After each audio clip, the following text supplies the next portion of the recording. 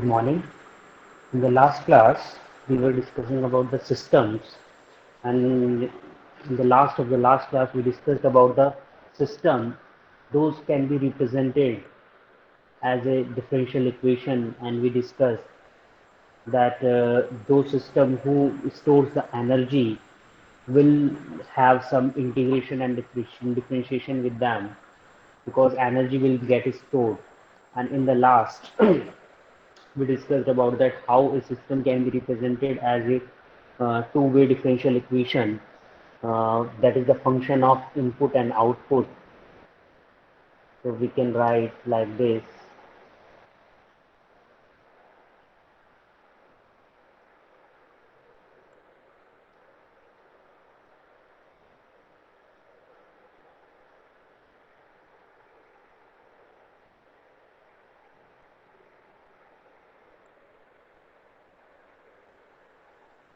System can be represented like this.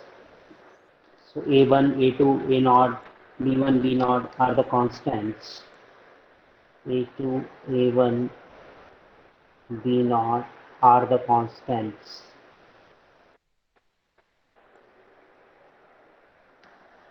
So it can be of any power, up to any power.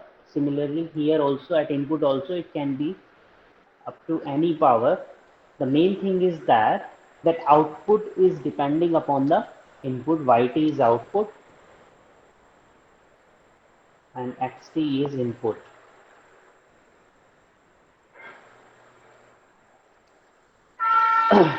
The basic things we have to find out that whether the system will be linear, time invariant or not, whether the system will be linear time invariant or not, or whether the system is stable or not.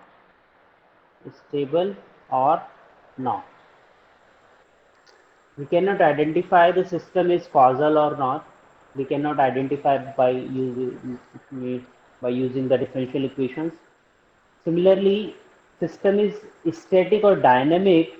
So I told you, whenever the differentiation is involved, it means there is some storage of energy, and whenever there is a storage of energy, there will be memory. So this type of system will always be dynamic without second thought. So we have to check only three parameters: linearity, time invariancy, and stability. Let's find out the linearity of the system.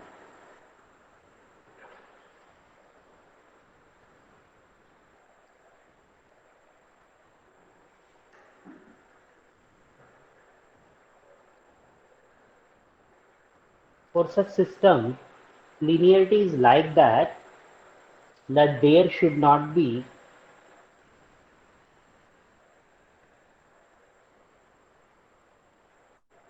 any products of inputs slash outputs slash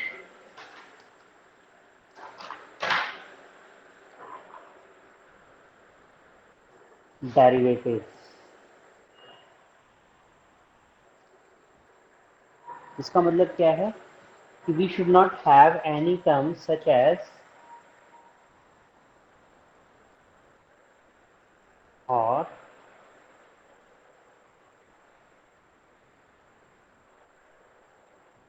or, or,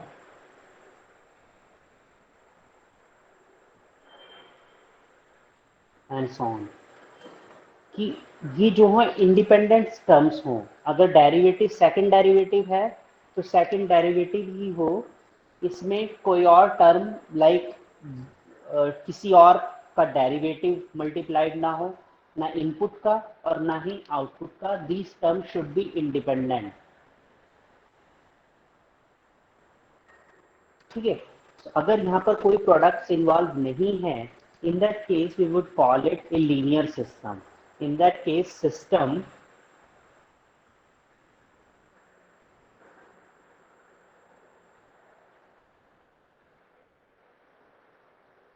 would be linear system. So differential equation, अगर differential equation linear है ना, linear कब होगी, when the products are not involved, any type of product, कोई भी power हो सकती है यहाँ पर, कोई भी पावर यहाँ पर हो सकती है, दो प्रोडक्ट्स का, दो इनपुट और आउटपुट का प्रोडक्ट, इनपुट या इनपुट का प्रोडक्ट, आउटपुट या आउटपुट का प्रोडक्ट इन्वॉल्व ना हो, in that case we would say that differential equation is linear. If differential equation is linear, then our system will also be a linear system.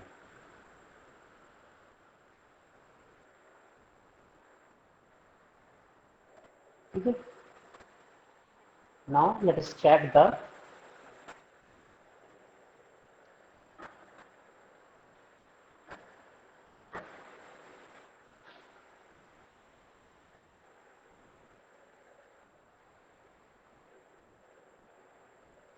अगर time पे depend है, time पर depend कौन होंगे, if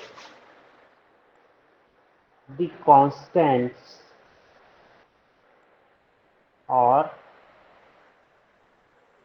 multiple of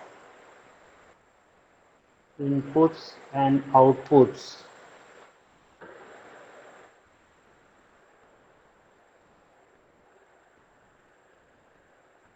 those are scalars, ये जो scalar quantities हैं, if like b2 b1 and so on, a1 a0 are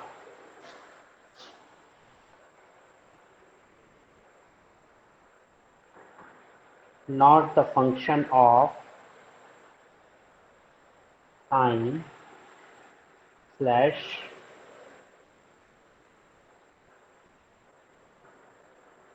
time independent, then system will be, then differential equation will be time invariant,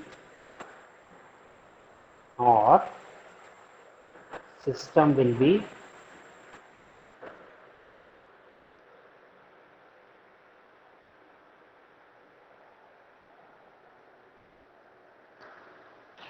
अगर ये constants,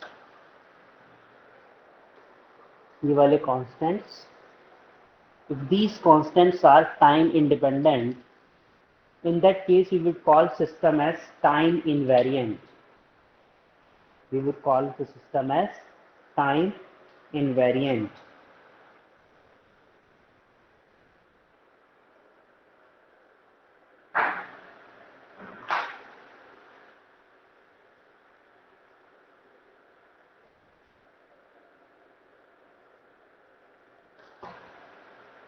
ठीक है, next देखो stability.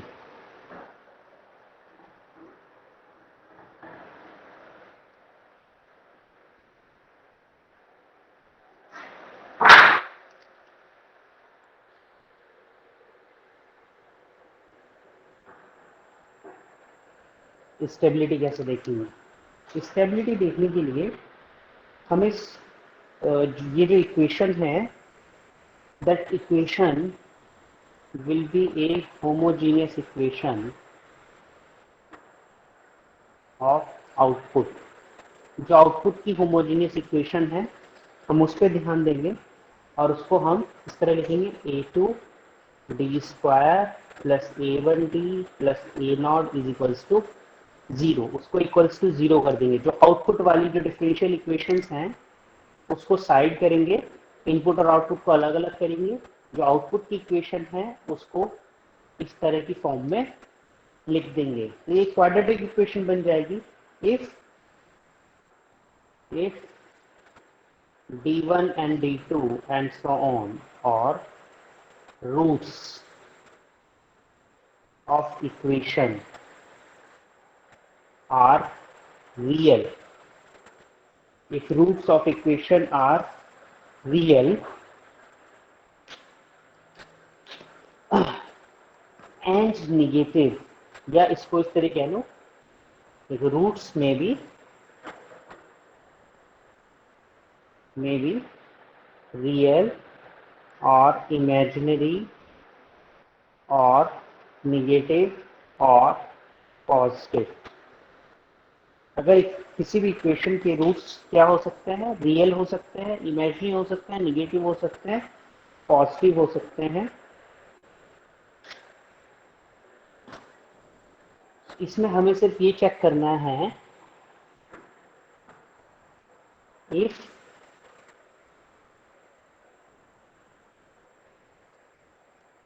d1 and d2 and so on are having roots whose real part is negative, then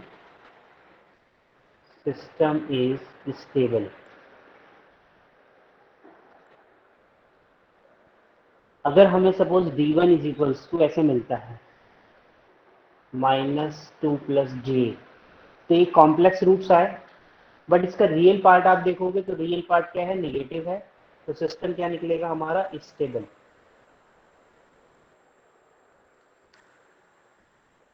ठीक है, तो हमें क्या चेक करना है कि जो रूट्स आ रहे हैं सिस्टम के वो नेगेटिव वाले हैं या नहीं। जो रियल पार्ट चेक करेंगे उनका, कि उनका जो रियल पार्ट है वो नेगेटिव है। जैसे सपोज -5 -8 आया, +8 आया, तो एक रूट क्या है, पॉजिटिव आ रहा है, तो सिस्टम क्या हो जाएगा, अनस्टेबल हो जाएगा। अगर दोनों रूट्स नेगेटिव आते, then only system would be stable.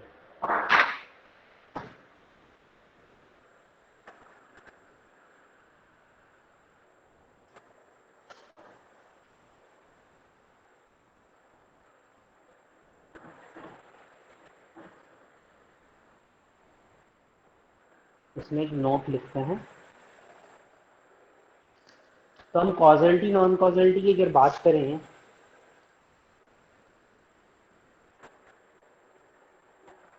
तो system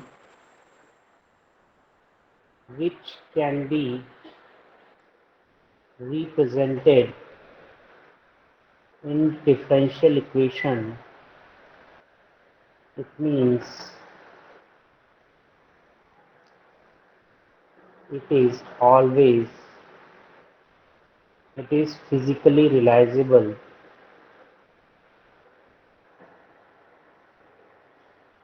that means system is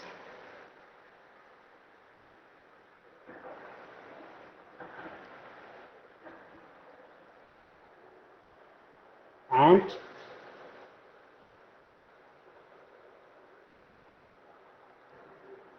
dynamic. अगर कोई भी सिस्टम डिफरेंशियल इक्वेशन की फॉर्म में लिखा जा सकता है, it means system is physically realisable, that means system is always causal and dynamic.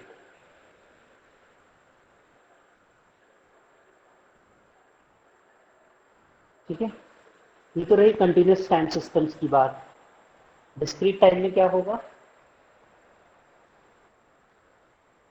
Discrete time में डिफरेंशिएशन जो है वो डिफरेंस बन जाता है। ये हमने देखा था कि del t del N is equals to you N minus u N minus one, while del t is t by dt u। तो डिफरेंशिएशन क्या बन जाता है, difference. In that scenario the differential equation will be written like this: y n minus 2 y n minus 1 y n is equals to a1 x n minus 1 plus a naught x n। कुछ इस तरीके की differential equation बनेगी, sorry d1।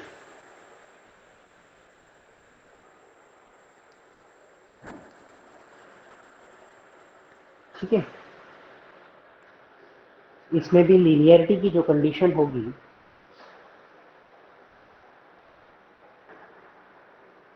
वो same होगी, no products of input output और differences. Input output के कोई प्रोडक्ट नहीं होने चाहिए या उनके डिफरेंसेस के प्रोडक्ट्स नहीं होने चाहिए। X n minus one into y n इस तरह से नहीं होना चाहिए, प्रोडक्ट्स नहीं होने चाहिए। ठीक है। Time इनवेरिएंसी,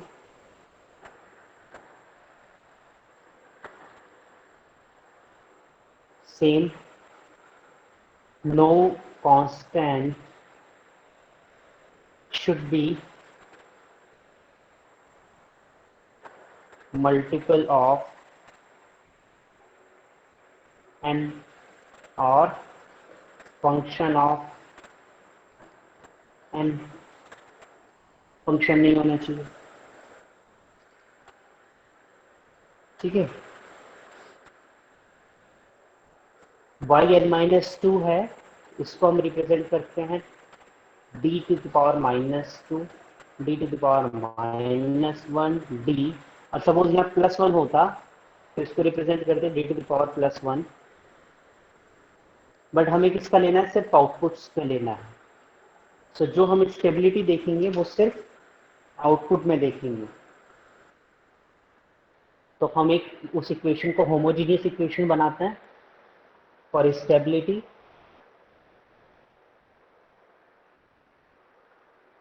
roots of output homogeneous equation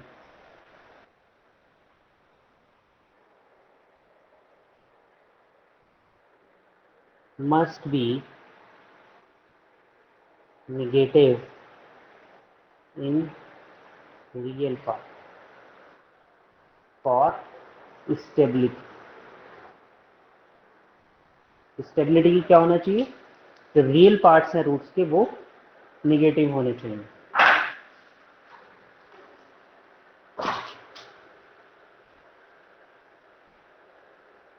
questions देखते हैं।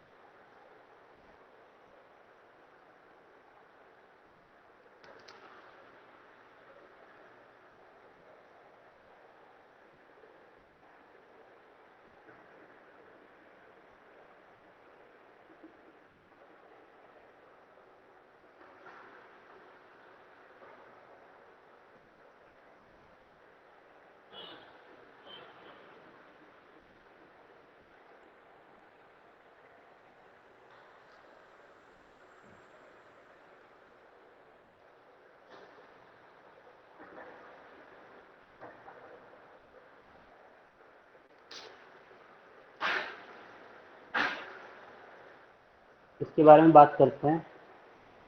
देखो कहीं पर भी इनपुट और आउटपुट्स की प्रोडक्ट नहीं है, सिस्टम इज लीनियर। अगर बात करते हैं, हमें सिर्फ एलटीआई सिस्टम चेक करना है, एलटीआई सिस्टम। ठीक है। अगर बात करते हैं टाइम इनवेरिएंसी की, तो जो इसका कांस्टेंट है ये वन है, इसका कांस्टेंट क्या है, sine t. It is depending upon the time, the system is time variant. इसके केस में बात करते हैं, तो यहाँ पर प्रोडक्ट आ रहा है, the system is non linear but time invariant. But क्या इसको टाइम इनवेरिएंट बोलेंगे? देखो अगर मैं इसको वाई टी लेता हूँ into y t, y t into y t, but अगर आप y t minus t naught करोगे, इसमें भी y t minus t naught होगा, इसमें भी होगा, इसमें भी होगा और इसमें भी होगा। Similarly x T minus t naught करोगे तो यहाँ पर भी चेंज होगा। तो हमें किसमें देखना है, कांस्टेंट में देखना है। आप ये नहीं कह सकते कि सर इसको मैं एज ए कांस्टेंट ट्रीट करूंगा। सिस्टम इज टाइम इनवेरिएंट, वैसे कोई पूछने वाला नहीं है इस चीज को। इसमें देखो linear time invariant and system is non linear time invariant.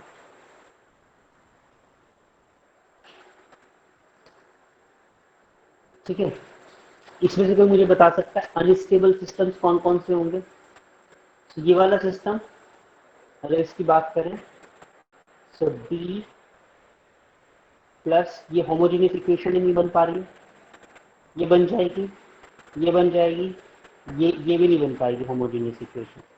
तो अगर मुझे मैचिंग करनी पड़े कि कोई सिस्टम है non linear system, unstable system, time variant system और नॉन डायनेमिक सिस्टम, तो मैचिंग कर सकते हैं। This one is non linear, this one is unstable, and this one is time variant, and this is non dynamic. देखो इसमें क्या differential equations involve नहीं हो रही हैं, so this system will be static system। तो आपको इस तरह से मैचिंग पूछी जा सकती है।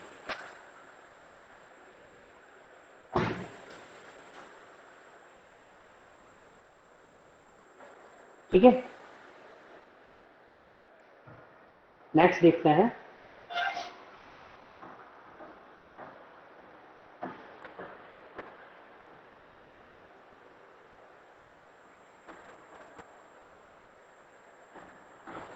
Concept of unit step response. देखो हमने देखा था कि कोई भी सिस्टम है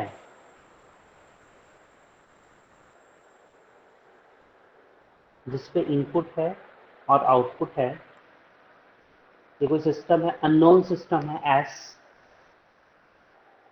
इस सिस्टम का कुछ इनपुट होगा, कुछ आउटपुट होगा। तो मैं सबसे पहले इसमें टेस्ट सिग्नल्स देके देखता हूँ। टेस्ट सिग्नल्स कौन से हैं हमारे पास? 3 टेस्ट सिग्नल्स हैं, del t, u t and r t. तीनों का अपना अलग अलग सिग्निफिकेंस है। तो हम क्या करते हैं, सबसे पहले x t is equals to del t रखते हैं। तो x t is equals to del t रखने पर, तो suppose this is h t, so you would also get ht। so to determine the response of the system, the impulse response of the system, to determine the behavior of the system, what I need to do, I need to first put the system under test with impulse signal। so if the system is under test with impulse system, you will get the response of the system, that is called unit impulse response। Unit impulse response. So आपने अगर unit impulse function दिया तो आपको मिला unit step response, that is represented by H T. अगर आप यहाँ पर यूटी सिग्नल देते हो तो आपको मिलेगा S T at the output. ये एच टी है सपोज, और आपका आउटपुट पे मिलेगा एस टी। ये तो हमेशा एस टी ही रहेगा। System is always represented by its unit impulse response, that is h T. अगर आप सिस्टम को इनपुट पे यू टी देते हो तो आउटपुट पे आपको मिलेगा S T. That S T is will be called unit step response। now one can ask the question, sir unit अगर आपने डेल टी दिया तो आपको मिला यूनिट इम्पल्स रिस्पॉन्स, अगर आपने यूनिट स्टेप फंक्शन दिया इनपुट पर तो आपको मिला यूनिट स्टेप रिस्पॉन्स। तो आप रैम्प टी दे दो, यूनिट रैम्प रेस्पॉन्स, तो यूनिट रैम्प रेस्पॉन्स नाम की कोई चीज नहीं है। ठीक है, देखो इसको कैसे देखते हैं।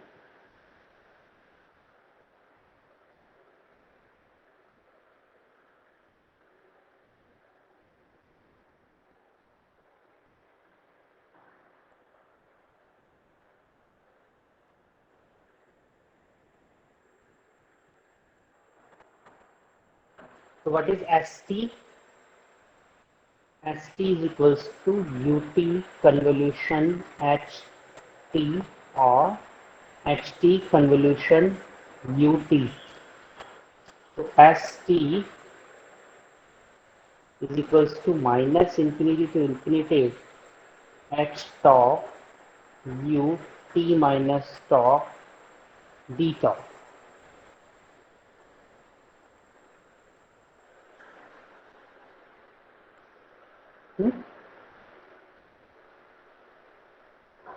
और ये आपको पता है कि अगर कहीं पर ये वाली चीज आ जाती है तो इसको आप कैसे लिख सकते हो? Minus infinity to T H tau D tau. ये वैल्यू 1 हो जाती है और ये वैल्यू 1 कहां से कहां तक होती है?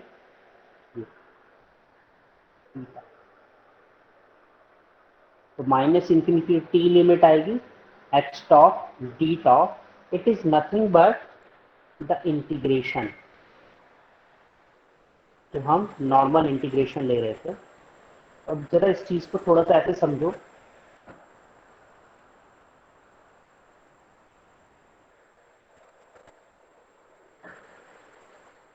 Del t convolution H T is equals to h t u T convolution H T is equals to s t. या मैं इसको ऐसे लिख देता हूँ, minus infinity to t del t D t convolution H T is equals to minus infinity to T H T D t is equals to s T.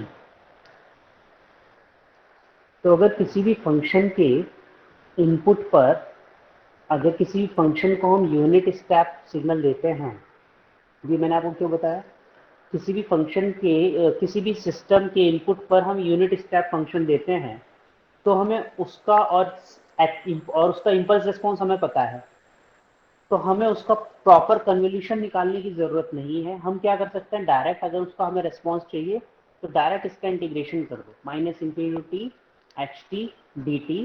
So you will get the response, the output. So if a system, if at the input, the system, if you know the system very well before and you apply the input at the system, that is the ut, then you just need to take the integration of that unit impulse response and you will get the output as the response. So यही चीज, ये जो हमारे बीच ये जो relation था del T और H T का, तो del t is equals to d by dt ut, and ut is equals to minus infinity to t del t dt। ठीक है ना? ये रिलेशन यहाँ पर भी एज इट इज है, H T is equals to D by D T S T, और S T is equals to minus infinity to T H T D T.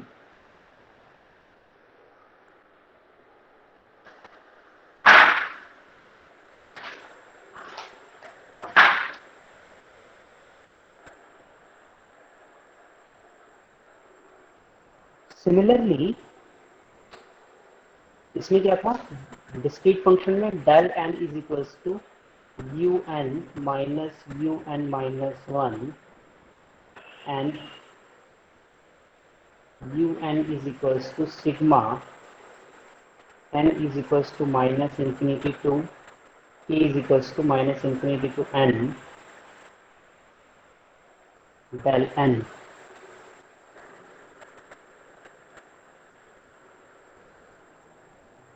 ठीक है ना?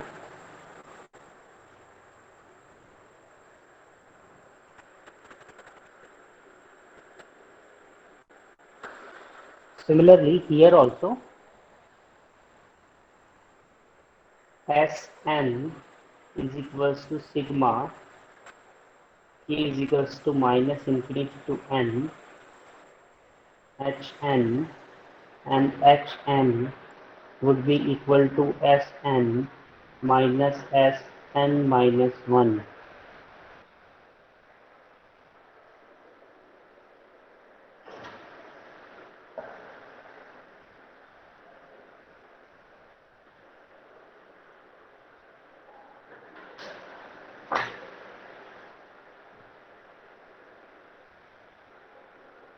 ठीक है।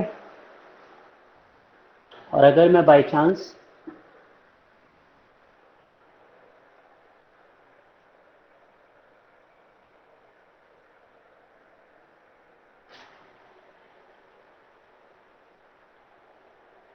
RT का कन्वोल्यूशन करता हूं और HT मुझे पता है, किसी सिस्टम के इनपुट पर मैं हम रैंप फंक्शन देते हैं और हमें बाय चांस उसका इम्पल्स रिस्पॉन्स पता है, सो हमें क्या करना होगा, डबल इंटीग्रेशन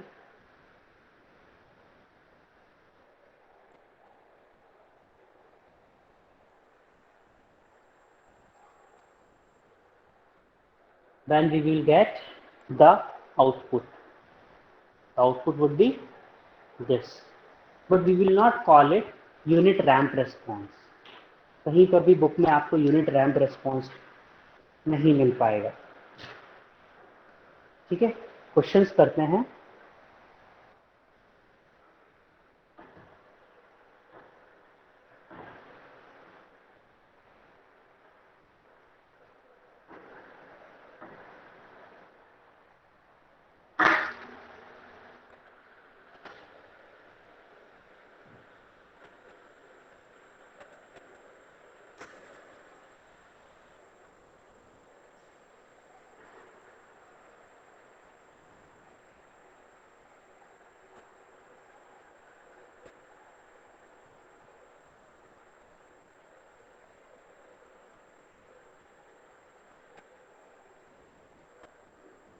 कुछ कुछ कुछ इक्वेशंस दी हुई हैं।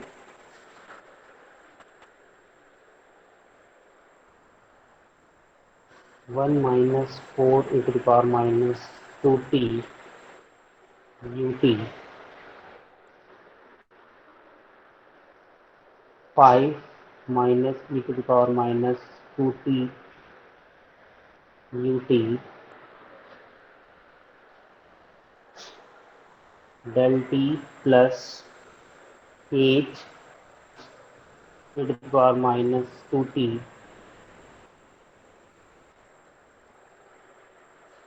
ut, and the last one is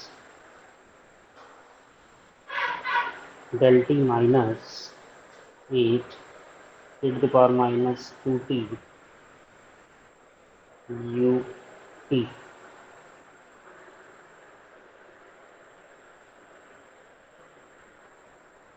ठीक है, so this is A, this is B, this is C, this is D, and it is unit step response, it is unit impulse response। so हमें क्या करना है, pairs बनाने हैं, कौन कौन आपस में यूनिट इम्पल्स रिस्पॉन्स हो सकता है और कौन सा यूनिट स्टेप रिस्पॉन्स हो सकता है।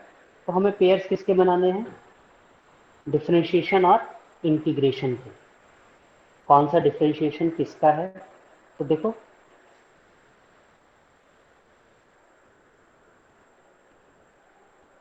अगर इसका डिफरेंशिएशन करेंगे तो यहाँ पर 8 है दोनों में, ये कुछ कुछ इससे मिल रहा है,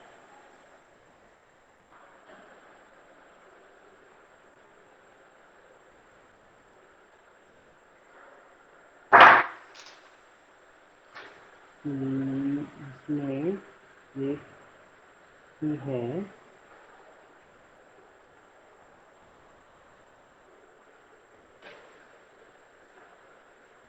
देखो कोई पेयर मिल सकता है क्या, ऐसा कोई ज़रूरी नहीं है कि पेयर मिलेगा ही मिलेगा, मिलेगा तो ठीक है, अदरवाइज नहीं। देखो डिफरेंशिएशन करके देखो इसका, तो इसका डिफरेंशिएशन क्या होगा, u t minus four e to the power minus two t u t का डिफरेंशिएशन करोगे तो इसका डिफरेंशिएशन आएगा del t plus eight e to the power minus two t u t minus four e to the power minus two t into del t, ये आएगा।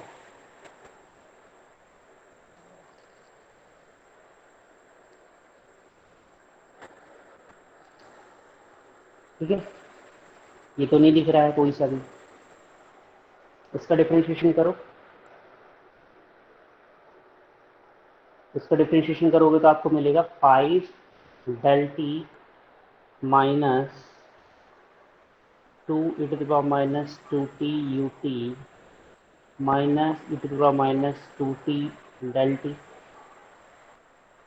ये भी कोई नहीं। इसका इंटीग्रेशन करके देखो, क्या इसका इंटीग्रेशन करके हमें वो मिल जाएगा,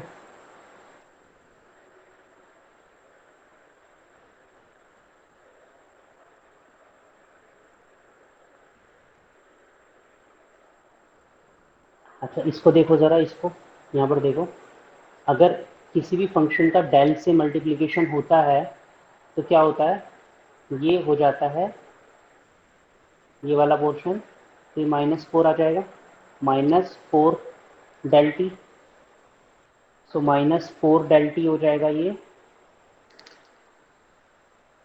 और ये डेल टी है तो ये आ जाएगा minus three del t plus eight e to the power minus two t u t.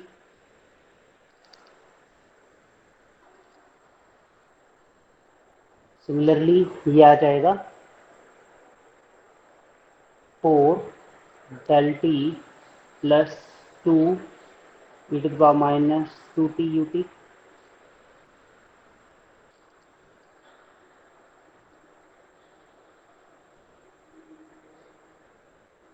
कोई सा भी नहीं मिल रहा है फिलहाल तो इसमें से पेयर्स जो हैं, इसका इंटीग्रेशन करके देखो, इसका इंटीग्रेशन करके ये मिल रहा है या नहीं मिल रहा है इन दोनों में।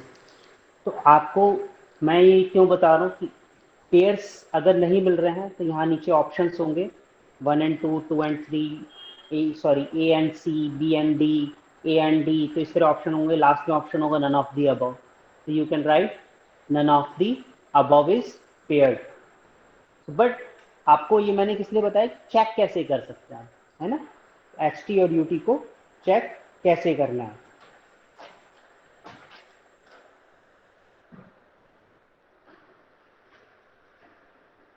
एक क्वेश्चन लिखते हैं,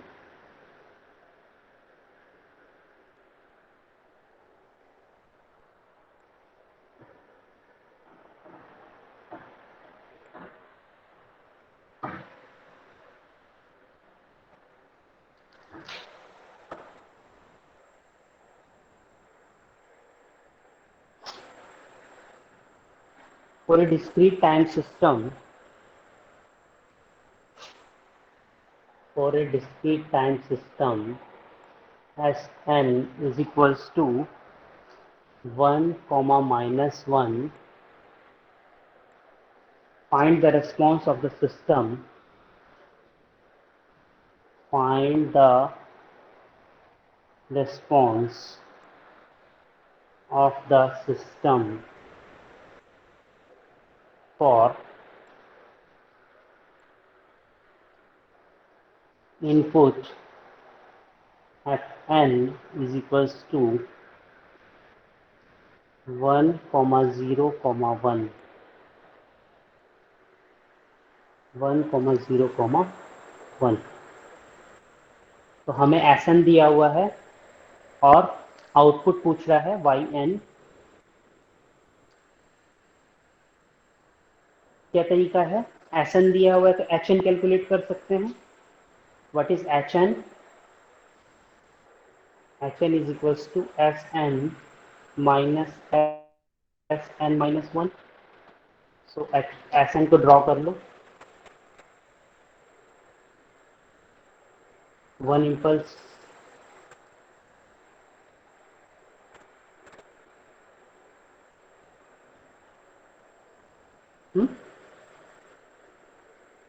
Sn माइनस वन को ड्रॉ कर लो।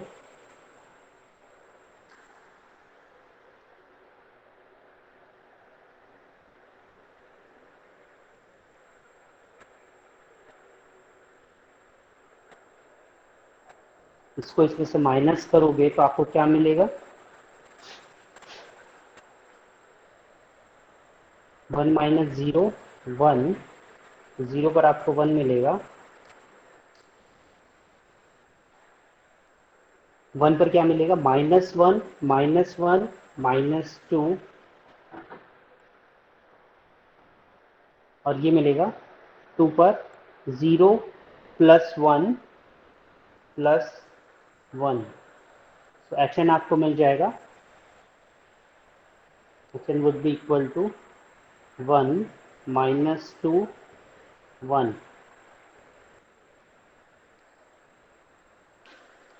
ठीक है, अब हमारे पास Fn है 101,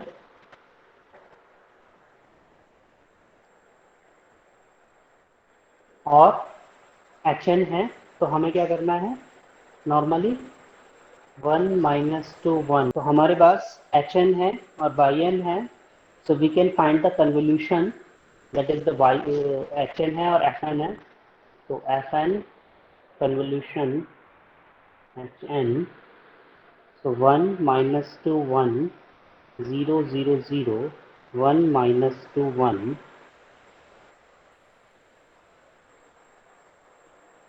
so 1 minus 2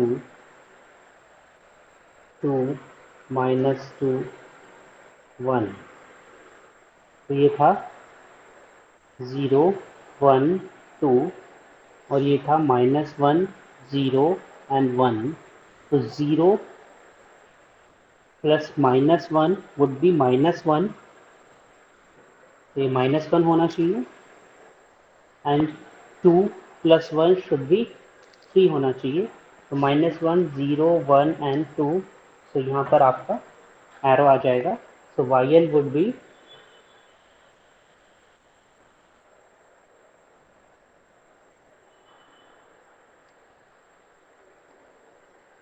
1 minus 2 2 minus 2 1।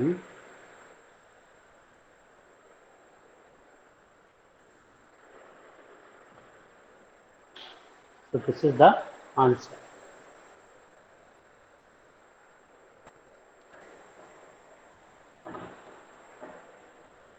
ठीक है, so it completes your systems।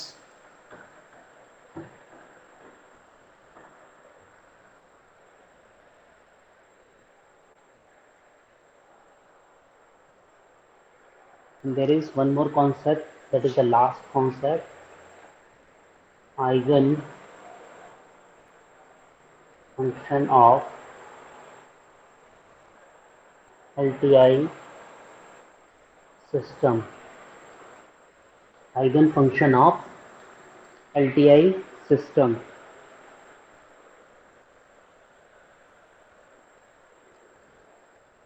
देखो, अगर कोई हमें LTI सिस्टम दिया हुआ है और मैं इसमें इनपुट देता हूँ ft, और आउटपुट पे मुझे मिल जाता है AFT। So if any function is applied at the system and at the output the same function is received,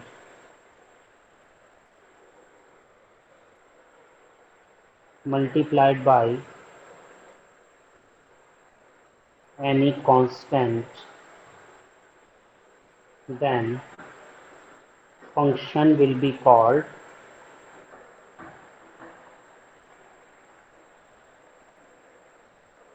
eigenfunction। Then function will be called eigenfunction। So this function will be called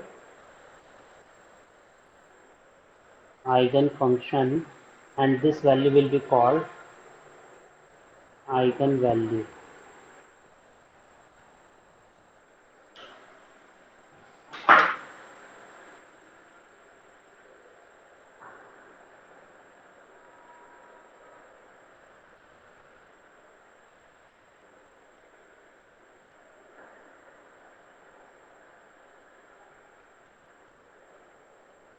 ठीक है।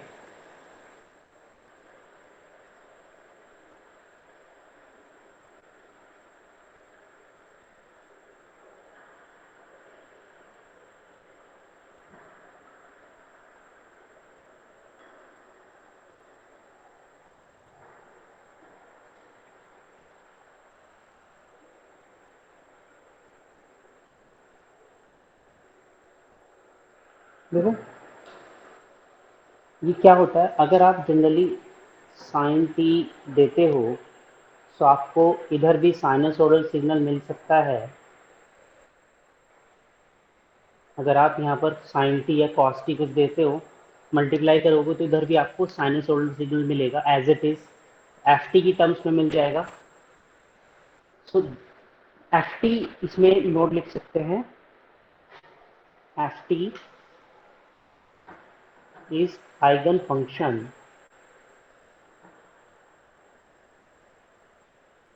Eigen function if ft is periodic। So अगर ft periodic है तो वो eigen function की form में लिखा जा सकता है।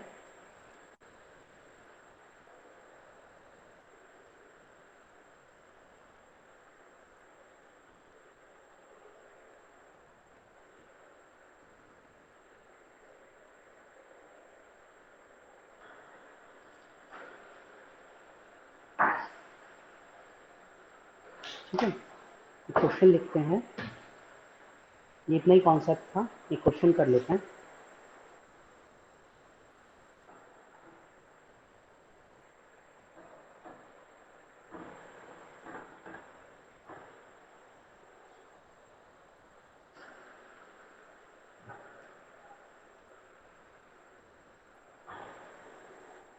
If h N is equals to 2√2 4√2 0, 2√2 4√2 0 for n is equals to -2,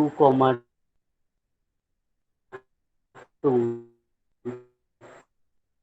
for and 0 otherwise।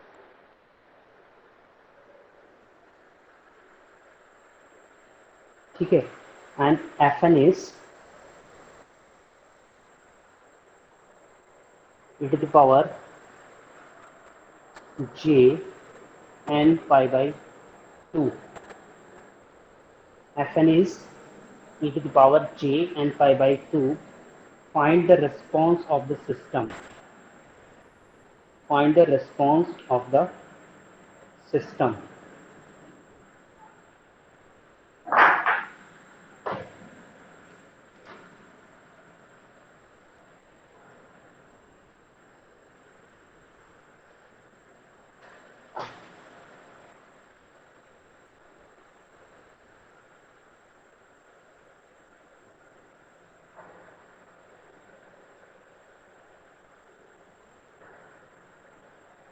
तो देखो इस तरीके के सिस्टम्स को करने के लिए, क्योंकि यहाँ पर क्या आ गया, ये आ गया, तो आप डायरेक्ट कन्वोल्यूशन नहीं कर पाएंगे। अगर आप डायरेक्ट कन्वोल्यूशन करेंगे तो बड़ा कंफ्यूज हो जाएंगे। तो इस तरीके के सिस्टम को करने के लिए, इस तरीके के क्वेश्चंस को करने के लिए क्या होता है, एक कॉन्सेप्ट है कि अगर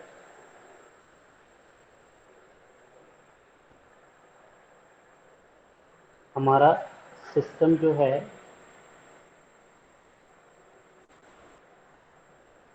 आउटपुट देख लेते हैं, सपोज वाई टी, तो ये जो न्यूमेरिकल है इसको हम बाद में सॉल्व करेंगे, पहले ये वाला कॉन्सेप्ट देखेंगे, बिकॉज आप इसकी डायरेक्ट कन्वोल्यूशन नहीं कर पाओगे।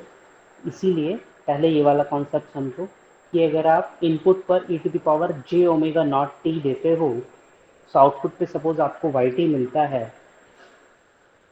ठीक है, सो मैं यहाँ पे क्या लिख सकता हूँ, y t is equals to minus infinity to infinity h top e to the power minus j omega naught t minus tau d tau।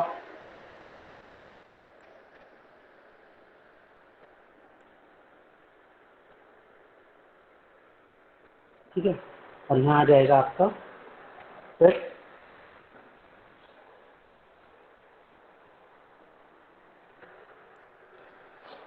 is equals to minus infinity to infinity h tau e to the power minus j omega naught t into e to the power j omega naught tau d tau। ये आगे बाहर e to the power minus j omega naught t बाहर आ जाएगा h tau e to the power j omega naught tau d tau। तो this is yt। अब ये वाली जो चीज़ है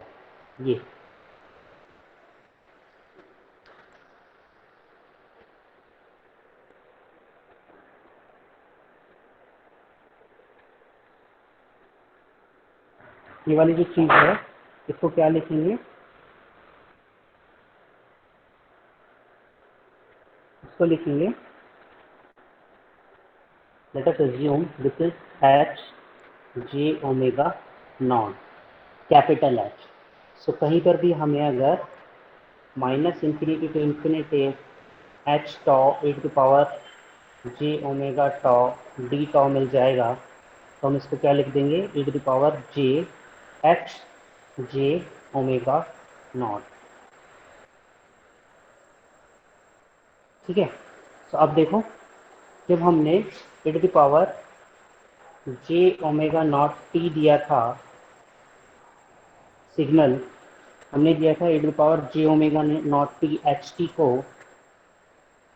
तब हमें क्या मिला e to power minus j omega naught t h j omega not.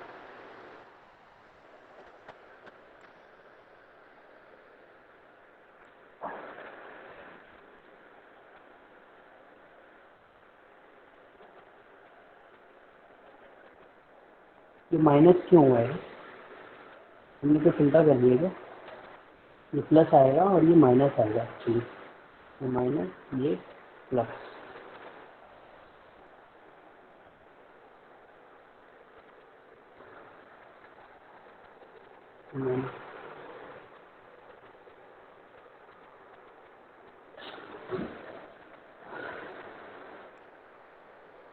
तो सही कर लेना प्लीज, जो टी माइनस टी नॉट होगा ना e to power j omega naught t minus t naught होगा, तो ये e to power j omega naught t into e to power minus j omega naught tau होगा, तो ये minus है। तो यहाँ पर देखो जरा एक बड़ा अच्छा सा कॉन्सेप्ट निकल के आया कि अगर हमने e to power j omega naught t दिया एच टी को, हमें क्या मिला e to power j omega naught t h j omega naught. अगर मैं e to power j omega one t दूंगा कोई भी फ्रिक्वेंसी को, फ्रिक्वेंसी चेंज कर दूंगा, तो मुझे यहाँ पे क्या मिलेगा e to power j omega one t h j omega one. तो यानी कि इसी सिग्नल का कुछ मल्टीप्लिकेशन, वही सिग्नल वापस मिल रहा है। ये सिग्नल हमने भेजा, ये सपोज एफ टी है, इस सिग्नल का हमने वापस मिल रहा है एफ टी, बट ये टी की टर्म में नहीं है, तो मैं इसको एज ए कांस्टेंट मान सकता हूँ। सो हमें क्या मिल रहा है ए इंटू एफ टी, तो F t is eigen function.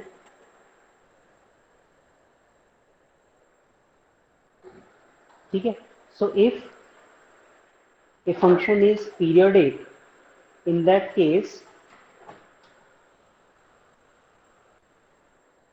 ft can be represented as an eigen function। उस वाले क्वेश्चन को भी एज इट इज छोड़ना। ठीक है, और अगर मैं यहाँ पर c naught is the power j omega naught t लेता हूँ, तो यहाँ पर भी मुझे मिलेगा c naught is the power j omega naught t h j omega naught, फिर C1 e to the power j omega 1t लेता हूँ, यहाँ मिलेगा C e to the power j omega naught n C j omega naught n j omega 1, इस तरह से चलेगा।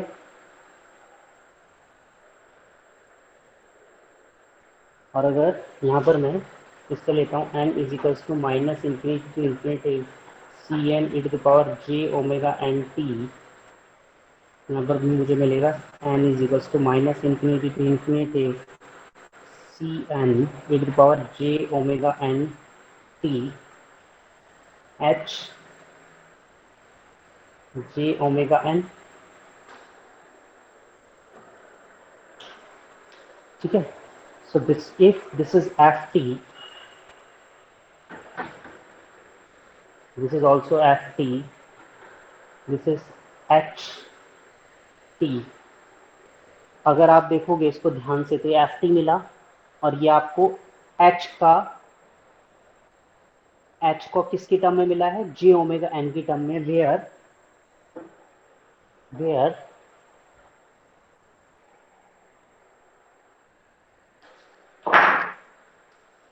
H j omega n is equals to minus infinity to infinity h t e to the power minus j omega n t D T.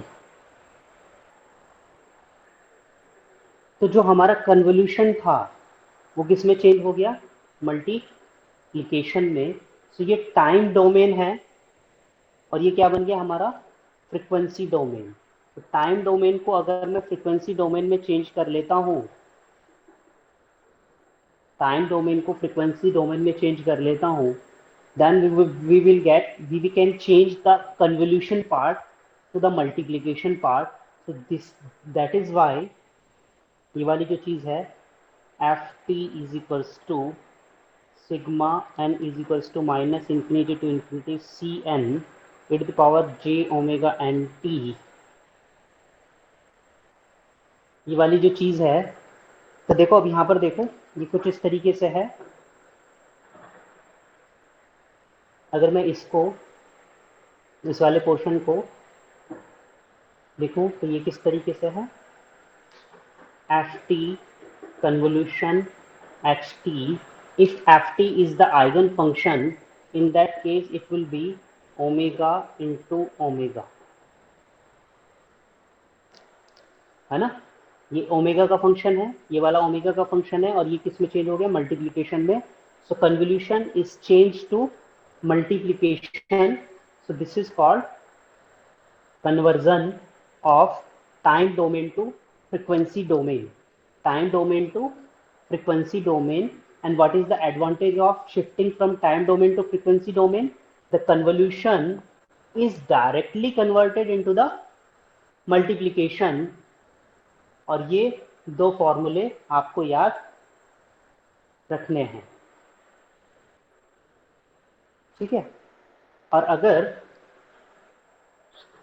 ht is nothing but hn, in that case n is equals to minus infinity to infinity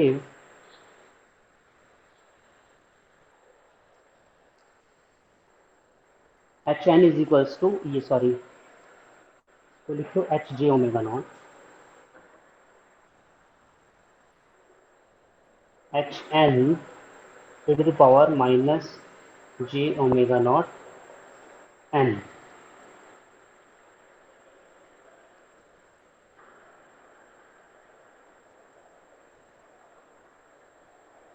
ठीक है, तो ये फॉर्मूले याद रखो। Next class में यहीं से हम स्टार्ट करेंगे फोरियर सीरीज। पहले वो जो न्यूमेरिकल था वो सॉल्व करेंगे, और यहीं से स्टार्ट करेंगे फोरियर सीरीज। इसको लिंक करेंगे फोरियर सीरीज से।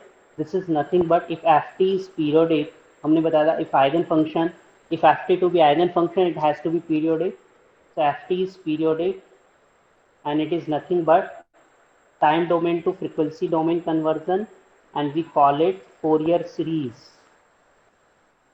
We call it Fourier series.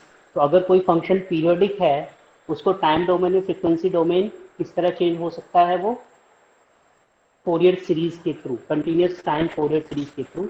और अगर ये डिस्क्रीट सिग्नल होता तो और पीरियडिक होता तो इसको हम फ्रिक्वेंसी डोमेन में कैसे चेंज कर सकते थे, continuous time discrete time Fourier series से। तो जब पीरियडिक की बात करते हैं तो आता है फोरियर सीरीज, फोरियर सीरीज। और ये क्या करता है फोरियर सीरीज, टाइम डोमेन को फ्रीक्वेंसी डोमेन में चेंज कर देता है। And what is the advantage of shifting from time domain to frequency domain, convolution